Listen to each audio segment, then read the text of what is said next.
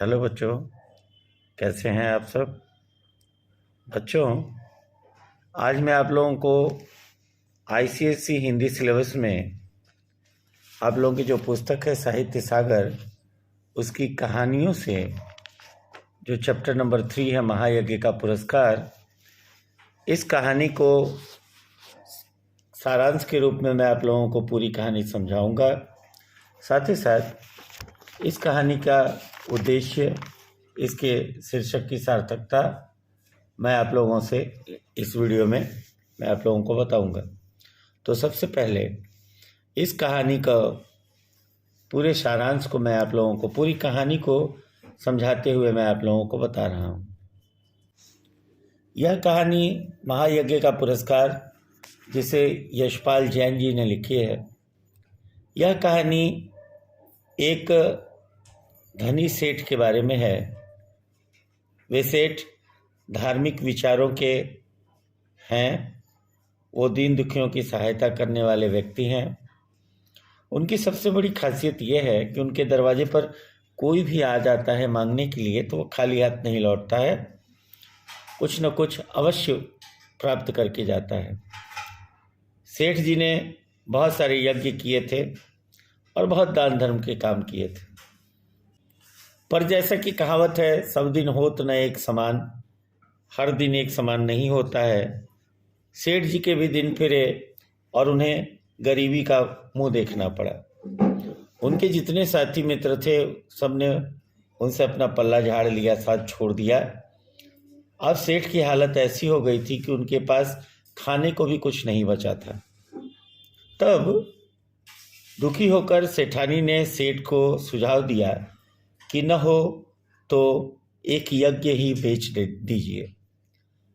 दरअसल ऐसी पुरानी परंपराएं हुआ करती थी उस समय की कि जो व्यक्ति यज्ञ करता या कराता है उस यज्ञ का फल उसे मिलता है, तो बाद में ज़रूरत के हिसाब से वो चाहे तो यज्ञ के फल को बेच सकता है। जितना बड़ा यज्ञ होगा उसका फल भी उतना ही बड़ा होता है और उसकी कीमत भी उतनी ही ज़्यादा होती है।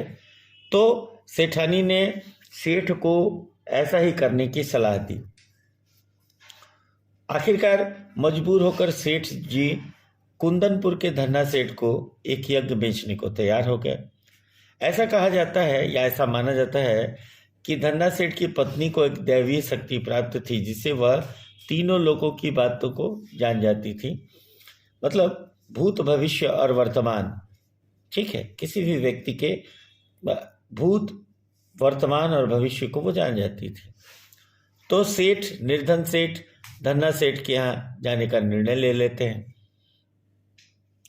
सेठ को काफ़ी दूर पैदल चल के जाना रहता है, इसलिए सेठानी पड़ोसी से आटा मांगकर 4 मोटी मोटी रोटियां बनाती हैं और अपने पति को रास्ते में खाने के लिए दे देती हैं। वह प्रातः जल्दी उठकर यज्ञ बेचने के लिए चल पड़ते हैं। जल्दी जल्दी चलने लगते हैं ताकि धूप निकलने से पहले वह ज़्यादा से ज़्यादा रास्ता पार कर सके। आधा रास्ता भी पार नहीं कर पाते हैं, तब तक तेज धूप के कारण वे थक जाते हैं। उनका शरीर पसीने से लथपथ हो जाता है और उन्हें भूख भी सताने लगती है। सेठ जी सामने वृक्षों से भरे एक बागीचा देखते हैं और वहाँ विश्राम करने का और कुछ खाने का निर्णय करते हैं। वहाँ एक कुआं भी रहता है, तो उन्होंने अपने झोले में से अपना लोटा और डोर निकाला और कुएं से पानी खींचा, हाथ पैर धोया, पेड़ के नीचे बैठकर रोटी निकाली और जैसे ही वह एक टुकड़ा रोटी का एक कौर अपने मुंह को खाने लगे, तब तक उनकी दृष्टि तकरीबन कुछ ही हाथ की दूरी पर पड़े एक भूखे कुत्ते पर गई जो भूख से छटपटा रहा था। उसकी गर्दन भी नहीं उठ पा रही थी, वो इतना कमजोर हो गया था भूख के कारण कि वो अपनी गर्दन भी नहीं उठा पा रहा था। सेठ को उस कुत्ते पर दया आई और उन्होंने स्वयं न खाकर एक रोटी टुकड़े टुकड़े करके और उसके सामने डाल दिया। रोटी खाकर कुत्ते के शरीर में थोड़ी सी जान आ गई। कुत्ते का पेट अभी भी कमर से लगा था। यह सोचकर कि इसे एक और रोटी खिला दूं तो ये चलने फिरने लगेगा, सेठ ने दूसरी रोटी भी उसके सामने डाल दी। 2 रोटियां खाकर कुत्ते के शरीर में ताकत आ गई और वो खिसकता हुआ आकर के सेठ जी के पास आ गया। दयालु सेठ ने एक और रोटी कुत्ते को खाने के लिए दे दी ताकि वह ठीक तरीके से चल फिर सकेगा, तो आस पड़ोस में कोई गांव होगा तो चला जाएगा। अब वह आखिरी बची रोटी खाने चले, लेकिन फिर जब उन्होंने कुत्ते को देखा तो उनको ऐसा महसूस हुआ कि वो नहीं भी खाएंगे तो उनका काम चल जाएगा, लेकिन इस एक रोटी से इस कुत्ते का भला हो सकता है। और यही सोचकर वो अपनी आखिरी रोटी भी कुत्ते को खिला देते हैं और स्वयं एक लोटा पानी पी करके और थोड़ी देर विश्राम करके वह कुंदनपुर की ओर चल देते हैं। शाम हो गई है, अंधेरा होने वाला है। सेठ जी कुंदनपुर में धन्ना सेठ के यहाँ पहुंच जाते हैं और आर्थिक संकट के कारण यज्ञ बेचने के बारे में बताते हैं। धन्ना सेठ पूछते हैं कि सेठ जी आपके आने का कारण, तो सेठ अपनी सारी समस्याएं, अपनी सारी परेशानियों को धन्ना सेठ से कहते हैं। तभी बीच में सेठानी आ जाती हैं, धन्ना सेठ की पत्नी आ जाती हैं और कहती हैं कि हम यज्ञ तो लेने को तैयार हैं, खरीदने को तैयार हैं, पर हम तुम्हारा महायज्ञ लेना चाहेंगे। अब सुनते ही सेठ ने दुखी होकर कहा कि मैंने तो बहुत सालों से कोई यज्ञ नहीं किया, आप महायज्ञ की बात कह रही हैं। पर सेठानी अपनी बात पर अड़ी रहती हैं। सेठ जी बहुत आश्चर्यचकित होते हैं। उन्होंने सोचा कि इन्हें कोई यज्ञ नहीं खरीदना है, शायद मैं गरीब हो गया हूँ, इसलिए ये लोग मेरा उपहास कर रहे हैं। उन्होंने दुखी होकर अपनी यज्ञ ना करने की बात दोहराई कि मैंने तो कोई यज्ञ ही नहीं किया, मैं इतना गरीब हूँ, भला मैं यज्ञ कैसे कर सकता हूँ। तभी सेठानी ने धन्ना सेठ की पत्नी ने कहा कि आज आपने जो रास्ते में कुत्ते को अपनी सारी रोटियां खिला दी, यही तो महायज्ञ था और उसी को मुझे खरीदना है, क्या आप ये बेचेंगे। सेठ जी के विचार में किसी प्राणी के प्रति किए गए कर्तव्य का मूल्य लगाना अनुचित था, सो वो निराश होकर के वहां से चल दिए। वापसी में एक धर्मशाला के चबूतरे पर लेटकर उन्होंने सारी रात बिताई। सुबह चलकर शाम को अपने घर आ गए। सेठ जी की राह सेठानी देख रही थी। उन्हें आशा थी कि सेठ अपना एक यज्ञ बेच कर आएंगे, कुछ पैसे लेकर आएंगे तो ज़रूरत की जो चीज़ें हैं उनको खरीदी जाएगी। लेकिन सेठ जी को निराश आते देखकर सेठानी आशंका से घबरा जाती है। लेकिन सेठ पूरी कहानी को शुरू से लेकर आखिरी तक अपनी पत्नी को बताते हैं, सेठानी को बताते हैं, जिससे कि सेठानी के मन में जो निराशा है वो एकदम से दूर हो जाती है और वो अपने पति के चरण छू करके अपने माथे से लगाती है कि ऐसी मुसीबत की घड़ी में भी सेठ ने अपना धर्म नहीं छोड़ा। इस बात पर सेठानी मन ही मन काफी गर्व का अनुभव करती हैं।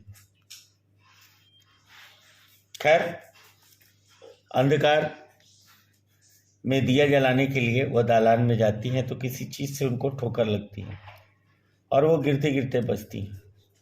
दिया जलाकर जैसे ही उन्होंने नीचे की ओर देखा तो दहलीज के सहारे एक पत्थर था जो ऊंचा हो गया था। उसके बीचों बीच एक लोहे का कुंदा लगा था। उसी कुंदे से उन्हें ठोकर लगी थी। हैरान होकर वो सेठ जी को आवाज लगाती हैं। ध्यान से देखने पर पता चलता है कि वह तो किसी चीज का ढकना है। उन्होंने उन कुंदे को पकड़कर खींचा तो अंदर जाने की सीढ़ियां दिखाई दी। दोनों दिया लेकर धीरे धीरे सीढ़ियां उतरने लगे। तब तक अचानक से जवाहरातों से भरे जगमगाते तहखाने को देखकर दोनों हैरान रह गए। तभी उन्हें एक स्वर सुनाई दिया कि तुमने स्वयं भूखे रहकर अपना कर्तव्य मानकर प्रसन्नचित्त तुमने मरणांसन कुत्ते को 4 रोटियां खिलाकर उसकी जान बचाई, उस महायज्ञ का यह पुरस्कार है। सेठ सेठानी इस दिव्यवाणी को सुनकर कृतार्थ हुए तथा वहीं धरती पर माथा टेक कर भगवान को दंडवत प्रणाम कर आभार व्यक्त किया। तो ये था इस पूरी कहानी का सारांश। यह आप लोगों को पाठ तैयार करने में काफ़ी सहायक हो सकता है। जब भी आप लोग किसी भी पाठ को तैयार करते हैं तो पहले एक बार उस पाठ को ध्यानपूर्वक पढ़ें, या पहले इसका सारांश जैसे मैंने बताया इसको ध्यानपूर्वक सुन लें, इसके बाद पाठ को पढ़ें और तब आपके समझ में ये सारी चीज़ें बहुत अच्छे से आएंगी। अब इसके बाद मैं इस महायज्ञ के पुरस्कार के शीर्षक की सार्थकता आप लोगों को बताऊंगा। कभी कभी 3 मार्क्स में 3 नंबर के क्वेश्चन में ये पूछता है। इसके साथ ही साथ मैं इस पाठ का उद्देश्य भी आप लोगों को बताऊंगा। महायज्ञ के पुरस्कार कहानी के शीर्षक की सार्थकता।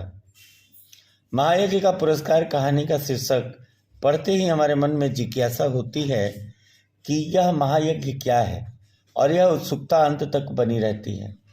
कहानी का कथानक महायज्ञ के चारों तरफ घूमता रहता है। परोपकारी सेठ अकस्मात बुरा समय आने पर अपना एक यज्ञ बेचने के लिए कुंदनपुर के धन्ना सेठ के यहाँ जाते हैं।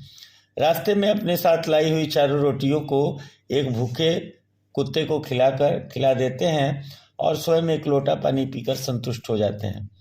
कुंदनपुर पहुंचकर धन्ना सेठ की पत्नी उन्हें महायज्ञ बेचने को कहती हैं जो उन्होंने उस दिन किया था, पर भूखे कुत्ते को रोटी खिलाने की वे अपना कर्तव्य समझते हैं।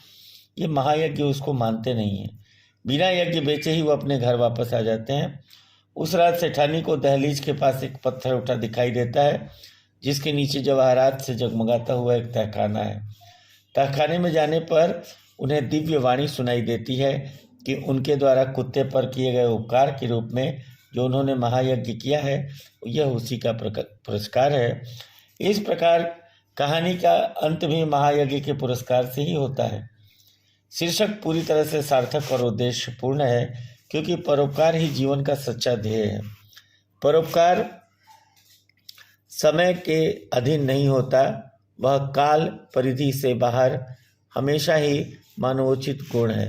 अर्थात प्रतिकूल परिस्थितियां होने पर भी व्यक्ति को परोपकार करने से पीछे नहीं हटना चाहिए। इसलिए यह शीर्षक पूरी तरह से प्रासंगिक और औचित्यपूर्ण है। ठीक है बच्चों, अब इसके बाद मैं इस कहानी के उद्देश्य को आप लोगों को बता रहा हूँ। महायज्ञ का पुरस्कार कहानी का मुख्य उद्देश्य निस्वार्थ भाव से सेवा करना, विनम्रता और उदारता, हर परिस्थिति में धर्म का आचरण करना आदि गुणों का महत्व बताता है। पूरी कहानी में विपत्ति आने पर यज्ञ बेचने के लिए मजबूर सेठ कुंदनपुर का लंबा रास्ता पैदल ही तय करते हैं। भूख लगने पर जैसे ही रोटी खाना आरंभ करते हैं तभी एक मरणासन कुत्ते पर उनकी दृष्टि पड़ती है और वह एक एक करके अपनी चारों रोटियां उस कुत्ते को खिला देते हैं। सेठ जी कुत्ते को 1 या 2 रोटी देकर अपनी भूख भी मिटा सकते थे, पर उन्होंने ऐसा नहीं किया। इस प्रकार लेखक ने परोपकार व मानवोचित कार्य की छवि दिखाने के उद्देश्य में पूर्ण सफलता प्राप्त की है।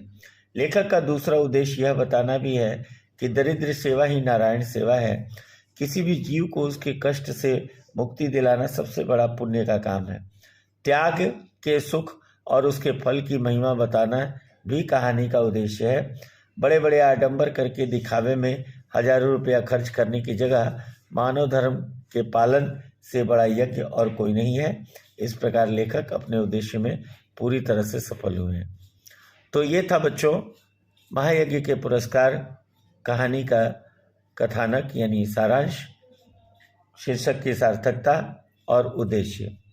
उम्मीद है आप लोग इसको सुन करके और इससे लाभ उठाएंगे।